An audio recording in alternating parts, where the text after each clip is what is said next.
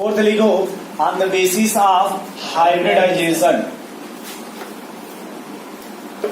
Fourth लिखो आप on the basis of hybridization. लेकिन किसका क्लासिफिकेशन कर रहे हैं? कार्बन का। ये ऑर्गेनिक में आपको बहुत ही यूज आएगा।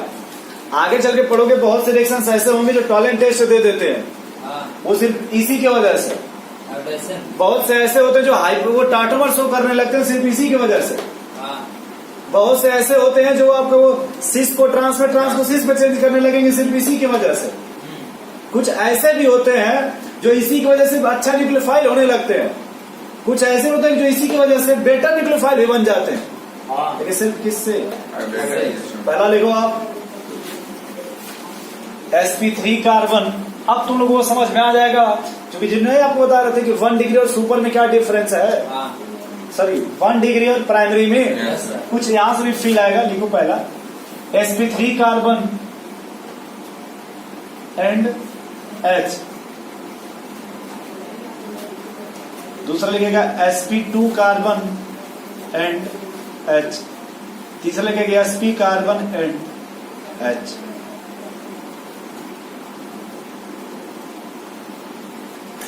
अब एक फोर्थ लिखेगा, ये बड़ा इंपॉर्टेंट है। 100% S कार्बन एंड H। अगर 100% S कैरेक्टर होगा तो उसमें कोई हाइड्रोजन क्या है?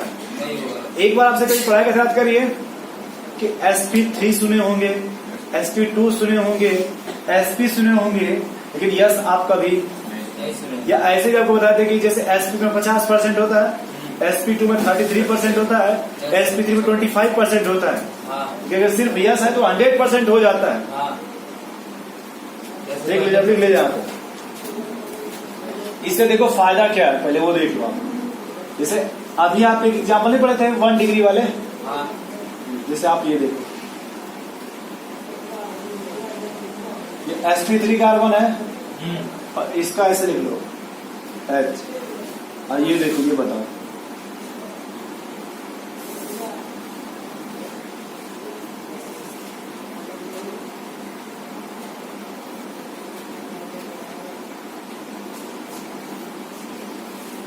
देखो सब पहले H को आप देखो, यहाँ सब H कई तरह की डिफरेंट है। अगर आप जब भी आप पढ़ोगे ना इंडक्टिव इफेक्ट या कोई भी इफेक्ट पढ़ोगे तो इसको क्लीवेज करने की बात आएगी।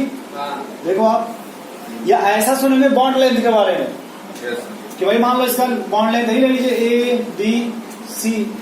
चाहे आपको अगर तोड़ना है तो उसकी एनर्जी देख लीजिए। तो यहाँ आप जल्दी नहीं तोड़ पाएंगे। ये आप लेंथ को ले लीजिए, कहते हैं कि इसकी इलेक्ट्रोनेगेटिविटी बहुत ज्यादा है, अपनी तरफ खींचने लगेगा। इसकी थोड़ी कम है तो और दूर होगा, और कम है तो और दूर हो जाएगा। आपसे कभी सवाल इस तरह का पूछा कि बताओ इसमें ये डबल बॉन्ड है, फिर ये C, ये ट्रिपल बॉन्ड C है, और ये ऐसे है, ये ऐसे है, तो इसमें नंबरिंग पूछा होगा कि जैसे इनके बीच का ये और ये ऑर्डर क्या होगा। हाँ जो भी है, मतलब इसमें लिखो आप पहले नोट लिखो कि बॉन्ड ऑर्डर, या पहले से लिखो bond angle, bond directly proportional percentage of S character.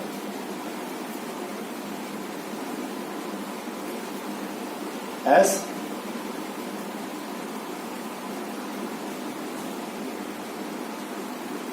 और दूसरा लिखिएगा इलेक्ट्रोनेगेटिव डायरेक्टली प्रोपोर्शनल। बस यही आपका बहुत अच्छा वर्ड है।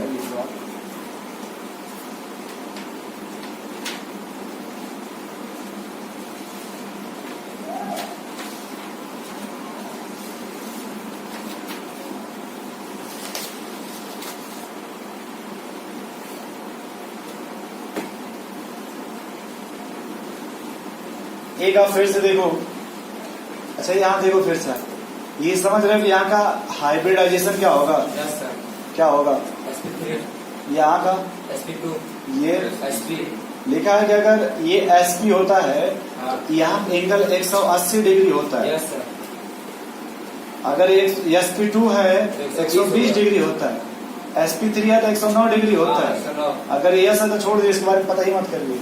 हाँ ये 100%। अब देखो, अगर sp है, sp का मतलब हुआ, ये लिखा ना sp कार्बन, हाँ। इसमें कितने लोग हैं? तो अगर 100 रुपया है, उसमें 2 लोगों को बांटना तो एक को कितना मिलेगा? 50। समझ गए आप? यस का परसेंटेज कितना हो जाएगा? 50%। 50%। ये लिख लें 50%, यस सर। हम ऊपर लिख देंगे यस यहाँ पे। हाँ। ये आप सिर्फ देखो टोटल, इधर देखो आप टोटल देखिए, इधर टोटल इसमें कितने लोग हैं? 3। एक को कितना मिलेगा? 33 या 33 मान लीजिए, 13.33। हाँ। अरे 30 × 90, 13 पॉइंट। 33। अगर 4 लोग हैं तो एक को कितना मिलेगा? 25। बस ऐसे लिखो। अब देखो नीचे आने पे बॉन्ड, सॉरी यस का परसेंटेज बढ़ रहा है कि घट रहा है? बढ़ रहा है। तो समझ गए कि जब अगर परसेंटेज बढ़ेगा तो इलेक्ट्रोनिगेटिविटी भी क्या होगा? बढ़ेगा। नीचे आने देखो, जैसे से यस बढ़ रहा है, बॉन्ड एंगल क्या कर रहा है? बढ़ रहा है। नहीं समझ पा रहे? ये गलत लिखा है, इसको संभाल के लिख लीजिएगा, बहुत काम करेगा आपको ऑर्गेनिक। नोट कर लीजिए इसको।